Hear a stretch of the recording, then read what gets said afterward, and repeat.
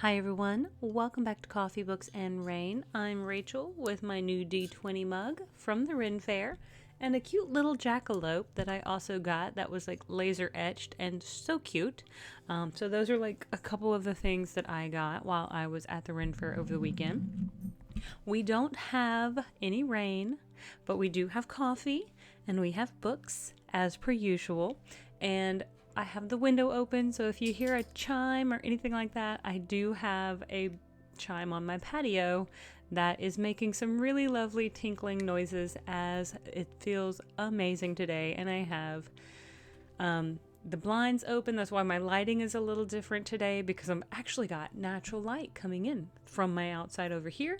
And then I've got my ring light over here in front of me just to help illuminate a little bit. But today we are talking about a book that I found a little scary, and it's called Dry by Neil Shusterman and Jarrod Shusterman. And the reason I found it a bit scary in my personal thoughts and it's dystopian, but it's real dystopian. And I think in that sort of concept, it makes it a little more terrifying. So let's dive into it a little bit, and then I will try to explain from there. I think it's easier to explain my thoughts in conjunction with kind of where my brain was at while I was reading this. When California drought escalates to catastrophic proportions, one teen is forced to make life and death decisions for her family in this harrowing story of survival. The drought, or the tap out as everyone calls it, has been going on for a while now. Lives have become an endless list of don'ts. Don't water the lawn, don't fill up your pool, don't take long showers. Until the tap runs dry. Suddenly, Alyssa's quiet suburban street spirals into a war zone of desperation. Neighbors and families turn against each other on the hunt for water, and when her parents don't return and her life, and the life of her brother, is threatened, Alyssa has to make impossible choices if she's going to survive. So, this is considered a young adult book, but it would be probably kind of terrifying if you live in California, especially Southern California, and you kind of experience a little bit of this. So that is one of the reasons it's scary to me, because I did live in Los Angeles for approximately 2 to 2.5 years. Now, during that time, there was no specific drought, but everyone is super, super water conscious. It does not rain a lot. I think in the very first year I was there, it rained maybe a handful of times, maybe 5 total times.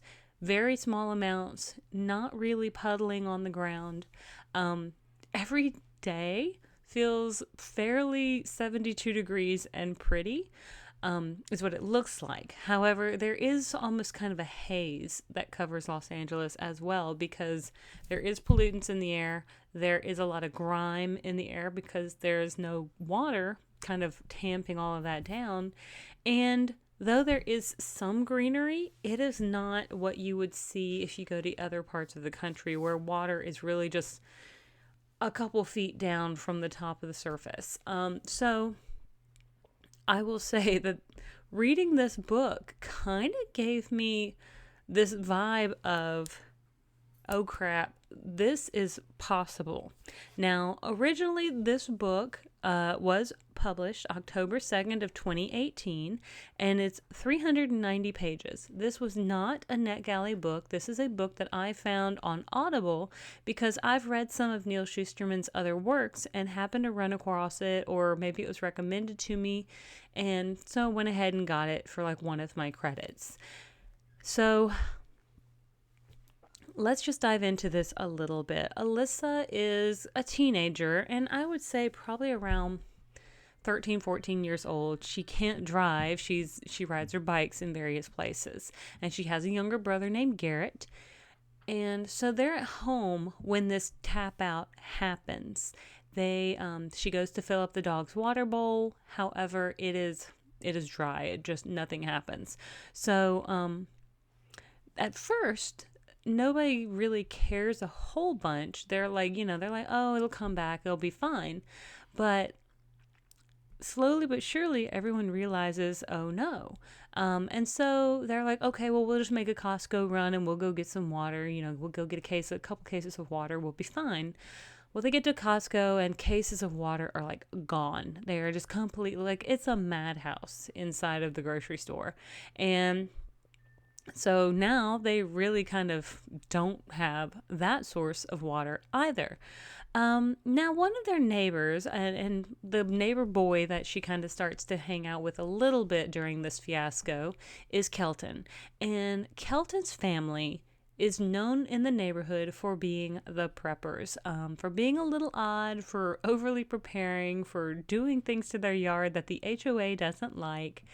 And yet, when this tap out happens, the Kelton's family, the McCracken family, are the only ones with water and power. And so pretty quickly, things kind of go south. Not specifically for them, but everybody kind of looks at them as being, oh, well, they have what I want, so I need to go get it from them. And so, of course, the McCracken family has trained in a lot of different ways, from firearms to defense to they had a water tower in their yards for their own source of water, kind of like their own water tower. Again, they were like more or less off the grid because they had their own power generator, and so they're survivalists in a lot of different ways. Well, other neighbors absolutely just they get so jealous because of their own lack of preparation. They're like, well, how come they have everything that kind of I want? And I guess it's the mindset, because of course when you don't have it and someone else does, that's when you envy them. Is like you are envious of what they have when you could have it, I guess, instead. So the McCracken family decides that they need to head out to what they call their bug out shelter sort of place, which is a place that they kind of have in the mountains that they had supplies and water and things like that already prepared in case something happened. Well, Kelton stays behind with Alyssa and her brother Garrett, because by this point, Alyssa's mom and dad they had taken the family car and gone to one of the desalinization centers that was on the beach, and never came back from that particular trip. Now, we don't really kind of know at the beginning kind of what happened or where they went or any of that sort of stuff, because they go, but they don't come back. So of course Alyssa and Garrett are pretty upset, and they try to figure some things out. They go to a gas station, but now the gas station's charging like $40-50 for just a few snacks. So that's not really an affordable option either. And everything starts getting just really out of hand, to the point that the government has to go in and corral people in these kind of like shelters or like facilities, schools that of course are no longer open, because if there's no water, we can't have school. But these locations are being held, and it's not going well for these people down here. And it takes also the country at large to realize it's a problem, because I think what I had heard, and of course it's like it's flimsy at best. It's like 3 minutes without oxygen, 3 days without water, 3 weeks without food. Now, I know the whole 3 minutes without oxygen is a stretch, because there are some people who can hold their breath for much longer, but they are trained to do it, from what I'm to understand. But after about 3 days or so of no water, your body doesn't really function right. It just really starts, you can start hallucinating and all this sort of stuff. Well, Garrett and Kelton and Alyssa also encounter along the way a girl named Jackie, who is kind of a bit of a hard ass, but she knows a little bit. She does help Kelton when he gets injured, so there's that. She does kind of save his life.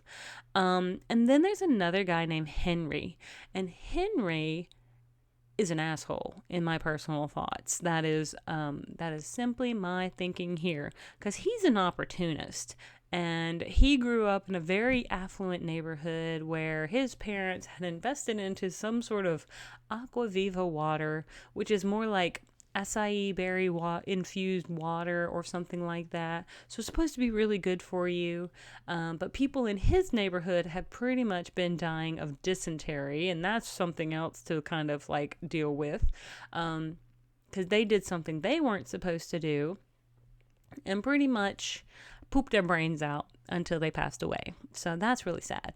But Henry, on the other hand, has been living this sheltered, coddled life his entire life, because everything he's pretty much wanted, he can just get or wheedle out of people or something. So he has been an opportunist during this sort of situation. And I guess that's what makes me feel so gross about Henry. Because everything he does, it comes at a price, or it comes because he does it because he has plans of how to come out better in the situation, no matter what the situation is. Does not always work out for him in this particular book, which I guess I'm kind of glad about, but in some ways, he does help them, and in some ways, he does hinder them as well. Now, I overall gave this like 4 stars, because I think for me, since it was written and released in 2018, and I moved to California in 2019, it just freaked me out. So it lost a star for me because honestly, like the situation is absolutely a realistic situation that could potentially happen in the future for Southern California. Now, one of the things I had learned probably before I moved to Southern California was that Southern California pretty much gets all of its water from elsewhere. It does not have its own source of water. Los Angeles relies on other people giving it water. So LA was built in a desert, where things should really not be. And so now they have to deal with getting water from Northern California or anywhere like that. And in this particular book, of course, those sources of water are also starting to kind of dry up. It's not fun. And I just thought about the reality of the situation and the level of potential there was for something like that to possibly occur. And I think that's where I was like, this is like, I don't mind reading dystopian books, and I didn't mind reading this one. In fact, I audiobooked it. But man, it scared the bejesus out of me and makes me not really want to go back to California too much because of just how shaky their general I guess reliance on water is, and what if that source of water just turns off? Because the ocean, is right there, and desalination is possible, but it's a super slow process, and you're never going to get water to the number of people that are in the Southern California region without massive issues. Like, you're just never going to be able to desalinate that much water fast enough to provide it to the population. Now, someone else, and I want to say this person, Emily May, and I just kind of wanted to make this mention, that they thought this was in a somewhat reminiscent storytelling like Stephen King, where the picture you're slowly, gradually inducing a little bit of a larger cast along the way, but the horror kind of creeps up and quietly into the world. And I am kind of reading what she said in this particular paragraph, and that's what makes it so believable and terrifying. Is Stephen King does that really well in his books too. The horror creeps in this uneasiness that continues to grow through the book until it's like then everybody's panicking sort of thing. And it was it was crazy. I enjoyed it because I do also like Stephen King as well, but I think that's also what unsettled me so much is the realism behind it. And so I don't know, I would firmly believe that people would act the way they do in this book. I would hope some people would not, but desperate times, desperate measures, and all that. Fair enough. I get it. I can't say what I would do in some sort of situation like that because I've never experienced that sort of situation. I know some areas have been without power or water for extended periods due to some sort of natural disaster. I think it was Flint, Michigan, was out of clean water for a very long period of time. And I do hope that they have clean water now. I know that was something that was a long-standing issue.